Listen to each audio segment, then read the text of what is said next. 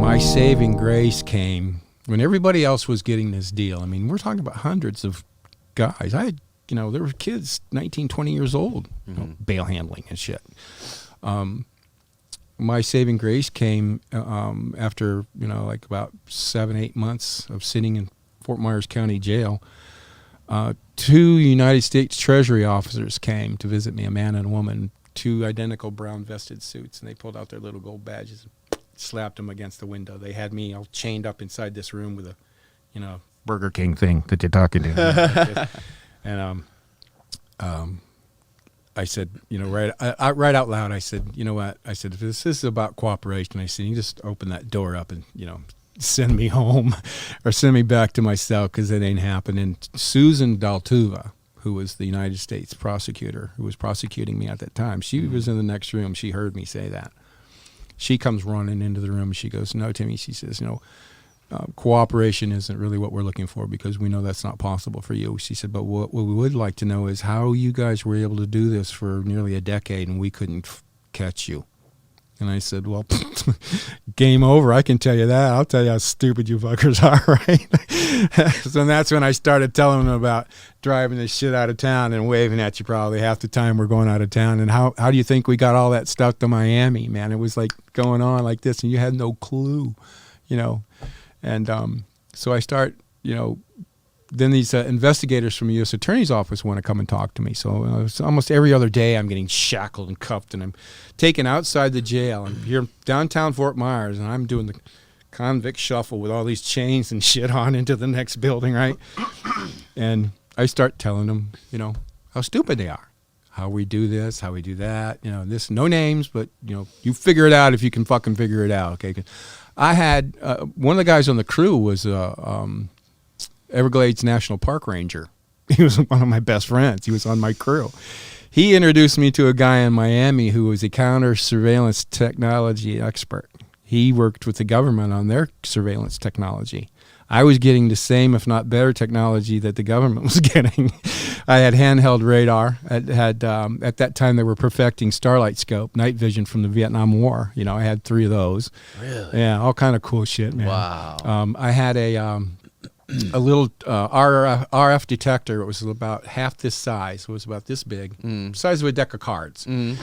Little switch on top, a little red light, and a telescopic antenna that I could unscrew off and put a wire antenna on it. I could take that wire, put that thing in my pocket, run the wire down my pant leg, and I'm walking to the club. If this thing starts to vibrate, somebody's recording. It's picking up or sending a signal. Somebody's picking up a radio frequency, RF. It's the radio frequency detector. So if I feel this thing vibrating in my pocket, I just walk around the club till I find out who's carrying it. Really? Yeah. This episode of the podcast is brought to you by the best bongs in the business. With Freeze Pipe's freezable glycerin coils, you will enjoy colder, bigger hits without the throat burning or intense coughing. Check out Freeze Pipe's entire line of unique pipes, bubblers, bongs, and dab rigs at thefreezepipe.com and use the code CONCRETE to save 10% off your first order. That's thefreezepipe.com and use the code KONCRETE. And when I get home at night, then I unscrew the wire, put the telescopic antenna back on it, pull it out, and sweep my house when I get home. That's just insane. The coolest shit, man, And when this is all part of having ramped up our operation once the grown-ups and us kids took over. Yeah. Now, we're all using the kind of boat that I showed you, the T-Craft, that was very popular. Another boat that was very popular, shallow drafting boat, was made by a couple of brothers, Morgan brothers, made boats in Naples. Oh, yeah. I'm familiar with Morgan boats. The Morgans? Yeah. I don't know that, but I'm familiar with the Morgan boats. Yeah, excellent boat. So we changed all over to those. We got rid of the mullet skiffs. You know what those are? Yep. With the little motor in the middle, kind of old-fashioned kind of shit. But they were great at the time because that's all there really was. And everybody was really fond at that time of the 235 Evinrudes, because they're the most dependable and powerful engines at that time as far as torque. There were so many T-Crafts at that time during the late 70s, early 80s, and and through the mid 80s, there's so many T crafts around Southwest Florida. People had to start hiding them, keeping them out of sight, because I mean it takes like 25 or 30 of these to unload a 40-ton job, to get it into shore, and then everybody takes them home and hides them and shit like this. Right. We had, and I told you about the logistics of the older generation and the problems they had with their mechanics and keeping boats running and shit like this. Well, I had one mechanic, Sammy, one mechanic for all these boats. And when you called him, if you had a problem with one of your 235s, no matter where you were, if you're Everglades, Goodland, Marco, Naples, wherever, he doesn't come with a truck and a box of wrenches to wrench on your fucking engine. He brings you a new engine.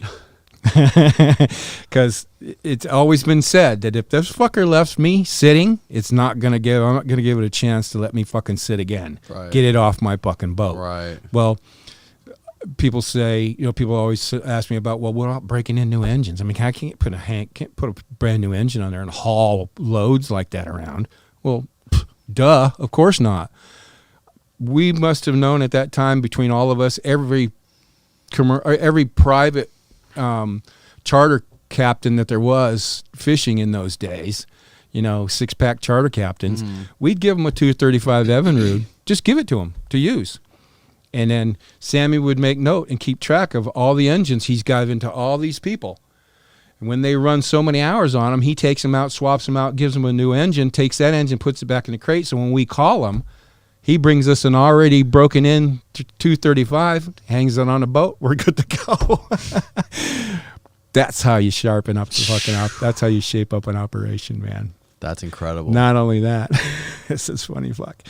One of the guys on the crew was the son of one of the sheriff deputies in Everglades City. There's only 3. I mean, there's a sheriff and 2 deputies. Right. I mean, guys like Barney Fife and so when his dad was on duty, it was like the back door was open, man. He usually worked the night shift. Just shit was coming, man. There was one night, I don't know if it was him or whoever it was in the car. I'm unloading at the Everglades National Park Ranger Station. It's right there in the middle of town. Lights on in the parking lot and all kind of shit like that there. And this is in early days. This is way back when.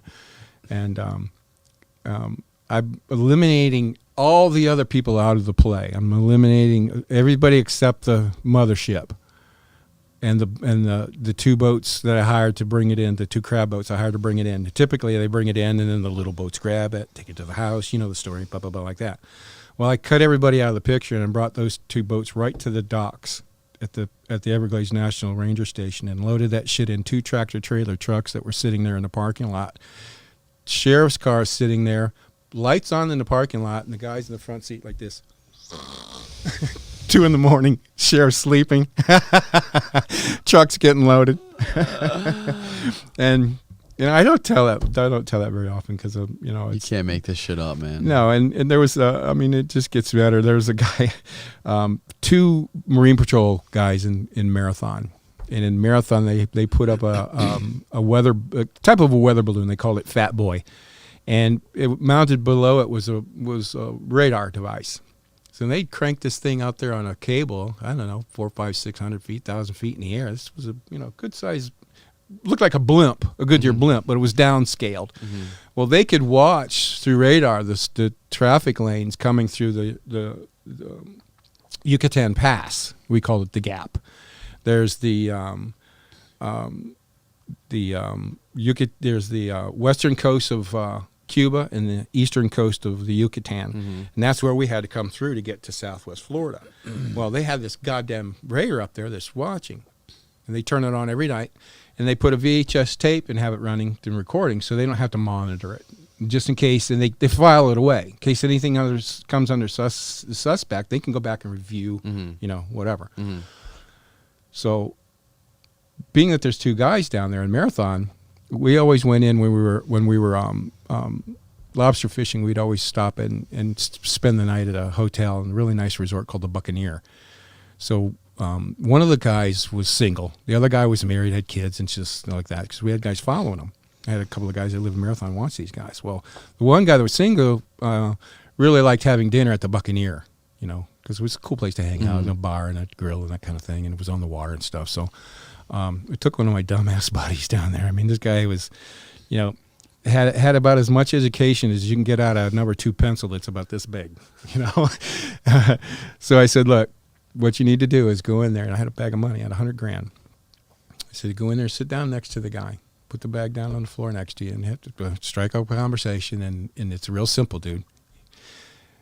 He's either going to grab you, try to grab you, and in that case, and you run your fucking ass off, grab the bag, but run your ass off, or he's just going to sit there and listen to you talk.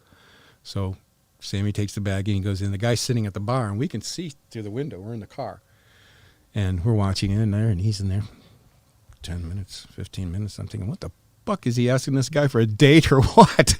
And he gets up and he walks out, gets in the car, and we drive off.